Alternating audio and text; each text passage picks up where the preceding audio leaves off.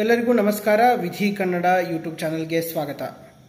ಈ ಒಂದು ವಿಡಿಯೋದಲ್ಲಿ AIBE ಎಕ್ಸಾಮ್ ಅನ್ನ ಫೈನಲ್ ಇಯರ್ ಓದುತ್ತಿರುವಂತಹ 3 ಇಯರ್ಸ್ ಆಗಿರಲಿ ಅಥವಾ 5 ಇಯರ್ಸ್ ಆಗಿರಲಿ LLB ವಿದ್ಯಾಭ್ಯಾಸ ಮಾಡುತ್ತಿರುವಂತಹ ವಿದ್ಯಾರ್ಥಿಗಳು ಬರೀಬಹುದಾ ಅನ್ನೋ ವಿಷಯಕ್ಕೆ ಸಂಬಂಧಪಟ್ಟಂತಹ ವಿಡಿಯೋ ಇದಾಗಿದ್ದು, ದಯವಿಟ್ಟು ಪೂರ್ಣ ಮಾಹಿತಿಗಾಗಿ ಪೂರ್ಣ ವಿಡಿಯೋವನ್ನು ನೋಡೋಣ.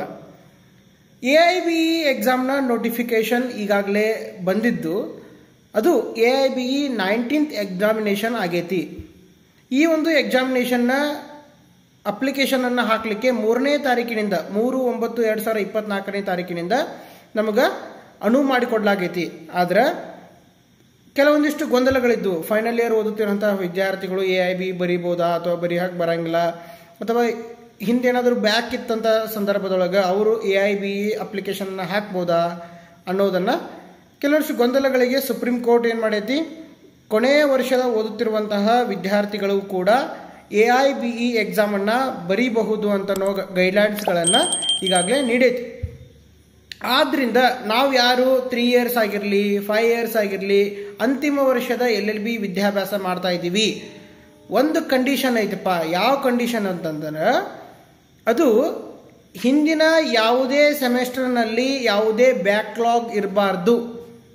ಅಂತಹ ಕೊನೆ ವರ್ಷದ ವಿದ್ಯಾರ್ಥಿಗಳು ಮಾತ್ರ ಇಲ್ಲಿ AIBE ಎಕ್ಸಾಮ್ಗೆ ಎನ್ರೋಲ್ಮೆಂಟ್ ಸರ್ಟಿಫಿಕೇಟ್ ಇರಲಾರ್ದ ನಾವು ಅಪ್ಲಿಕೇಶನನ್ನು ಸಲ್ಲಿಸಬಹುದಾಗೈತಿ.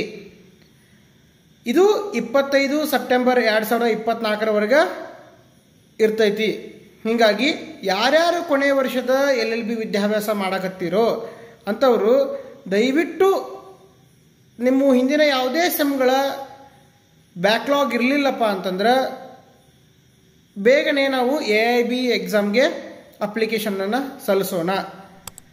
ಈ ಒಂದು ವಿಡಿಯೋ ನಿಮಗೆ ಉಪಯುಕ್ತ ಆಗಿತ್ತಂದ್ರೆ LLB ವಿದ್ಯಾಭ್ಯಾಸ ಮಾಡ್ತಿರೋಂತಹ ವಿದ್ಯಾರ್ಥಿಗಳಿಗೆ ಕಳಿಸೋಣ, ಅವ್ರಿಗೂ ಕೂಡ ಓದಲಿಕ್ಕೆ ಸಹಾಯ ಮಾಡೋಣ ಅಂತ ಹೇಳ್ತಾ, ವಿಧಿ ಕನ್ನಡ ಯೂಟ್ಯೂಬ್ ಚಾನಲನ್ನು ಶೇರ್ ಮಾಡಿರಿ, ಸಬ್ಸ್ಕ್ರೈಬ್ ಮಾಡಿರಿ, ಲೈಕ್ ಮಾಡಿರಿ ಅಂತ ಹೇಳ್ತಾ ನಮಸ್ಕಾರಗಳು.